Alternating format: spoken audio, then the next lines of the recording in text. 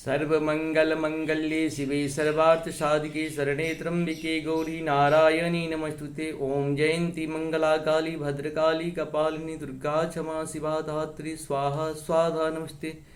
इस प्रकार से हम लोग 5वें अध्याय का 125 से लेकर 129 तक का पहले संस्कृत में और बाद में हिंदी में पाठ करेंगे।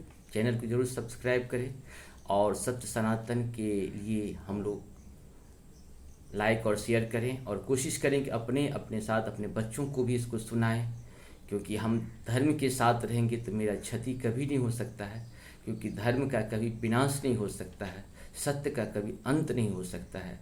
इसीलिए हम लोग दुर्गा के साथ रहें, अपने राम कृष्ण के साथ रहें और अपनी शक्ति को हमेशा पहचानें, आंतरिक शक्ति को पहचानें, बाहरी शक्ति को पहचानें, क्योंकि हम बहुत ही शक्तिशाली होते हैं। क्योंकि हमारे अंदर जो भी हमारे सत्य सनातन के गुण हैं वो हमें सब कुछ लड़ना सिखाती है। आप दुर्गा पाठ लेंगे तो उसमें देखेंगे कि आपके लिए बहुत सारी शक्ति प्रदान किया गया है। कृष्ण का अगर महाभारत लेते हैं या गीता लेते हैं तो उसमें भी बहुत सारे आपके सारे सवाल का जवाब कहीं ना कहीं आपके अंदर, या रामायण भी लेंगे तो सारे सवाल का जवाब आपको रामायण में मिल जाएंगे, गीता में मिल जाएंगे और दुर्गा पाठ में ही मिल जाएंगे। कैसे जीवन को जीना है, किस तरह से अपने सत्य सनातन को बचाते हुए अपने कर्म करते रहना है। कर्म ही धर्म है, कर्म को करते रहना है। आपका जन्म जो है सो हम लोग एक आत्मा है, शरीर तो ये आते रहता है जाते रहता है, आत्मा अमर होता है, अविनाशी है। जिस तरह से सत्य सनातन अविनाशी है, अमर है, ठीक उसी प्रकार से हमारे आत्मा भी अविनाशी और अमर है। हम लोग इस विश्वास के साथ अपने कर्म को करते हैं, जो हमारा कर्तव्य है उसे हम पूरा करें।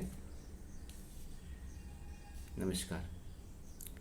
इंद्राद्या सकलं देवास्तु ये सांग संयुगे सोम्भादीनां कथं तेषां स्त्री प्रास्ते सम्मुखं सा त्वं गच्छ ममेवोक्ता पार्श्वशुम्भनिशुम्भयो केशार्कसना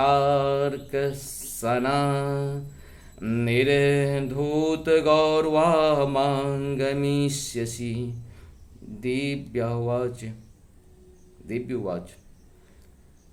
एवमेतद्बली शुम्भो शुम्भस्यार्ते बृहवान् किं करोमि प्रतिज्ञां मे यदनालोचिता पुरा। स त्वां गच्छ मयोक्ते ते यदगच्छत् सर्वमार्दितः तदा क्षं वा सुरेन्द्राय स च युक्तं करोति ततः। ओम इति श्रीमार्कंडे पुराण शर्वाणिके मनवंतर देवी महात्म्य दिव्य दूत संवादनां पंचमोऽध्याय। उवाच नौ तिपामांत्रा 66 श्लोका 54 एवं 129 एवमादित्य 388।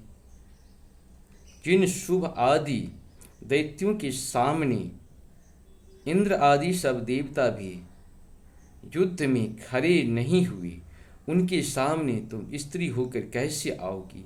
इसीलिए तुम मेरे ही कहने से शुंभ निशुंभ के पास चली चलो।